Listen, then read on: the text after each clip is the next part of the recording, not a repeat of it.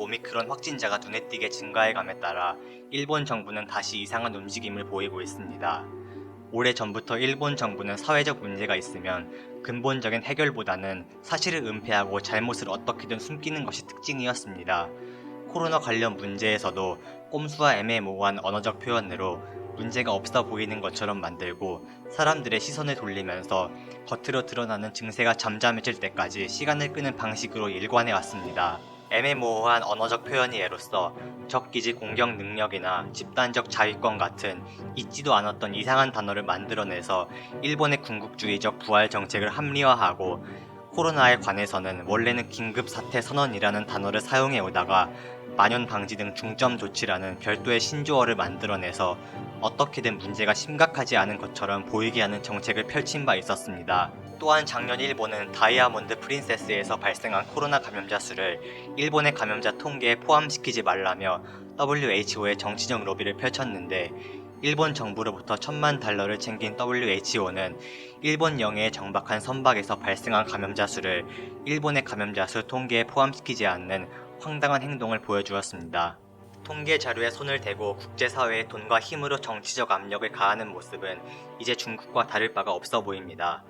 한편 일본 정부가 발표한 통계 자료에 따르면 11월 말에는 일본의 하루당 코로나 확진자 수는 2자릿수까지 줄어들었고, 게다가 코로나로 인한 1일당 사망자가 0명, 즉 없었던 날도 있었습니다. 하지만 12월 25일 322명으로 확진자가 크게 증가하고 어제는 214명의 감염이 확인되어 일본의 코로나 감염자 수가 향후 급증할 조짐을 보이고 있습니다. 그리고 지금은 독감과 같은 전염병이 유행하기 쉬운 계절적인 특성까지 있기 때문에 코로나 위기는 더욱 높아지고 있습니다. 이전에 올린 영상에서도 다룬 바 있지만 100번 양보해서 현재 일본 정부가 발표하고 있는 코로나 통계가 실제 감염자 수와 비슷하다고 해도 일본은 올해 상반기에 백신 외교에 실패한 탓에 1차 및 2차 백신 접종이 늦게 시작되었지만 결과적으로 늦게 백신 접종이 시작된 것이 운 좋게 현 시점에 낮은 확진자 수로 이어진 것이라는 의견이 힘을 얻고 있습니다. 따라서 곧 백신의 면역력이 감소되면 현재의 우리나라와 유럽, 미국과 같이 코로나 확진자가 급증할 가능성이 높다고 지적되고 있습니다. 일본의 의료 전문가들은 11월과 비교해서 지금의 늘어난 확진자 수가 앞으로 폭증할 확진자 수의 전조일 수도 있다는 점을 지적하며 철저한 감염 대책을 요구하고 있습니다. 한편 일본의 극수주의 극우 정치인들은 일본 민족의 우월한 유전자 덕분에 지금 코로나 확진자가 감소했다는 인종주의적인 발언을 하고 있습니다만, 정말로 코로나 감염이 유전자에 달린 문제였다면 처음부터 코로나 확진자가 적었어야 말이 되지, 올해 여름에 하루당 확진자가 2만 명 이상이 발생한 것은 어떻게 설명할 수 있을지 의문입니다. 아무튼 일본은 오미크론 변이 발견 초기에 세계 다른 나라들과는 달리 한동안 오미크론 감염자가 확인되지 않기도 했고, 동시에 기존의 코로나 바이러스 감염도 급감한 상황이었기 때문에 긴장감이 느슨해져 있었지만, 공항 입국자가 아닌 계속 일본 국내에 있었던 사람에 감염되는 시중 감염이 오사카에서 12월 22일 처음 확인되어 비상에 걸렸습니다. 이후 도쿄와 오사카뿐만 아니라 히로시마, 후쿠오카 등 지방 도시에서도 시중 감염자가 계속 확인되고 있고, 공항에서 확인되는 입국자의 오미크론 감염자 수도 17일에서 23일 일본 입국자 중 59명이 확인되어 증가하는 추세에 있습니다. 그런데 어제 12월 27일 일본 정부는 갑자기 오미크론 감염자의 농후 접촉자, 즉 밀접 접촉자의 지정 기준을 대폭 완화하는 이상한 움직임을 나타냈습니다.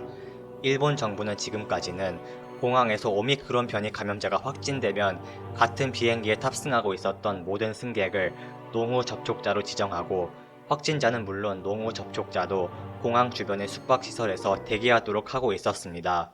그러다가 어제 발표에 따라 오늘 28일부터 농후 접촉자의 기준을 오미크론 확진자의 앞뒤 2개월을 포함한 총 5개월의 승객으로 급격히 줄여버린 것입니다. 하지만 비행기는 버스처럼 운행 중 환기가 가능한 것도 아니고 철저하게 밀폐된 비행기 공간에서 고작 앞뒤 2개월만을 농후 접촉자로 지정하는 것도 납득하기 어렵고, 항공기에 따라 또는 좌석 요금 종류에 따라 배치된 좌석 간의 거리와 승객 간 밀도가 크게 다른데 확진자와의 거리가 아니라 열수로 지정하는 것도 비합리적입니다. 예를 들면 이코노미 클래스와 비즈니스 클래스 좌석은 열 간 간격이 전혀 다른데 확진자로부터 몇 줄 앞에 있었는지의 기준으로 농후 접촉자를 판단하는 것은 합리적이지 않다는 것이죠.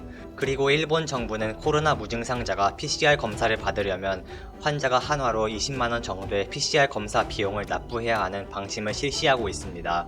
이것에 대해 무증상자까지 무료로 검사를 받을 수 있게 되면 피검사자가 대폭 늘어나서 검사를 통해 드러나는 확진자가 늘어나기 때문에 무증상자에 대해서는 유료 검사를 실시하고 있다는 지적이 끊이지 않고 있습니다.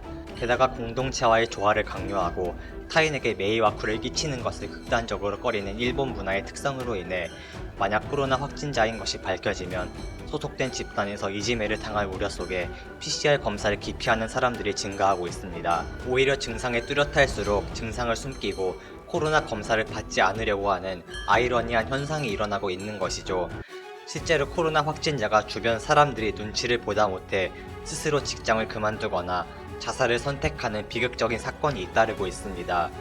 이처럼 무료 검사의 축소와 검사 기피 문화로 인해 세계적인 의료 및 바이러스 연구기관에서는 일본의 코로나 통계에 대해 신뢰하지 않는 경향이 확대되고 있습니다. 즉 의도적으로 피검사자 축소를 통해 확진자를 감소시키려고 한 시도가 의심된다는 것이죠. 한편 일본은 한국보다 2달 정도 늦게 1월부터 대학 입시가 시작되는데 어제 일본 문부과학성이 오미크론 감염 의심자라도 대학 입시 수험생에게 방역조치를 완화하는 방침을 발표하여 논란이 되고 있습니다. 오미크론 감염 확산이 현실화되자 일본 후생노동성의 결정에 의해 오미크론 감염자와 농후 접촉자는 14일간의 격리가 의무화되어 있습니다. 이에 따라 원칙대로라면 입시 수험생이라도 오미크론 농후 접촉자로 지정되어 14일간 격리 일정과 시험 날짜가 겹치게 되면 내년 1월에 실시될 예정인 대학 입학 공통 테스트는 물론이고 대학별 개별 입시도 응시할 수 없게 되었습니다. 그리고 저번 주 24일 일본 문부과학성은 개정된 가이드라인을 발표했는데 이 점에 대해 확실하게 언급하면서 오미크론 밀접 접촉자는 일절 입시에 응시할 수 없다고 한 번 더 못을 박았습니다. 이 발표에 이어서 문부과학성은 시험을 예정된 일정대로 제때 응시하지 못한 수험생에게 추가 시험 등의 기회를 부여해 주겠다고 언급하긴 했지만 중간고사, 기말고사 같은 시험도 아니고 엄격한 공정성이 요구되는 전국적인 입학시험에서 추가 시험은 현실적으로 가능한 일이 아닙니다. 당연히 수험생 사이에서 불만의 목소리가 폭발적으로 쏟아져 나왔고 12월 26일 기시다 총리가 직접 나서서 문부과학성에 오미크론 밀접 접촉자의 시험 응시에 대해 구체적인 대책을 검토하라는 지시를 내렸습니다. 그러자 바로 다음 날인 어제 27일 PCR 검사에서 음성 판정을 받고 시험장에 올 때 대중교통을 이용하지 않는 것 등을 전제로 별실에서 시험 응시를 인정한다는 방침이 발표되었습니다.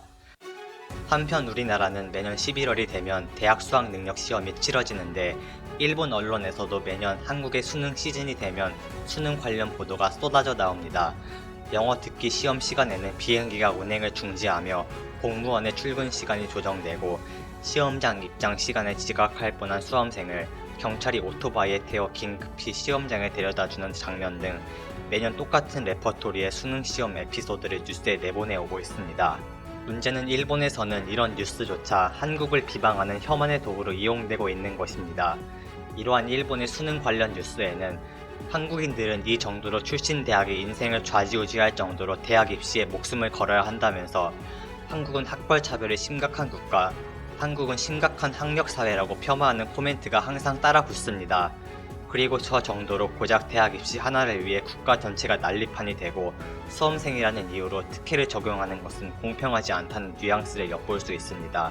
그런데 앞서 언급한 오미크론 격리자의 입시 응시에 관한 에피소드처럼 정작 일본도 대학 입시에 관한 정책에 총리까지 직접 나서서 개입하고 대학 입시 시즌에는 수험생에게 특혜를 베푸는 학벌 사회임이 드러난 것이죠.